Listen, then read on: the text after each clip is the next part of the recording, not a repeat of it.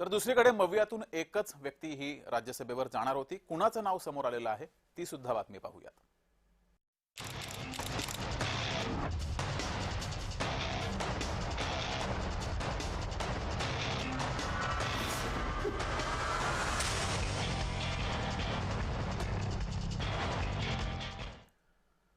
तर महाविकास आघाडीकडे एक उमेदवार राज्यसभेवर पाठवणे एवढं संख्याबळ आहे. तो उमेदवार म्हणजे आता शरद पवार हे स्वतः आहेत. मवियाचं एकमत त्यावर झालेलं आहे. गेले अनेक दिवस याबाबत सस्पेन्स होता. अखेर शरद पवारांच्या नावावर सर्वांचं एकमत झालंय. महाराष्ट्राचे माजी मुख्यमंत्री, माजी केंद्रीय मंत्री, राष्ट्रवादी काँग्रेसचे संस्थापक, अनेकदा लोकसभा आणि राज्यसभा खासदार राहिलेले आहेत. इतका प्रदीर्घ अनुभव शरद पवारांचा आहे. त्यामुळे महाविकास आघाडीमध्ये त्यांच्या नावाला विरोध होणं शक्यच नव्हतं. आता काही दिवस ठाकरे गट आणि काँग्रेसनं आढेवेढे घेतले खरे, मात्र पवार स्वतः इच्छुक असल्यानं उमेदवारी त्यांनाच मिळणार हे राजकीय वर्तुळामध्ये सर्वांनाच माहिती होतं.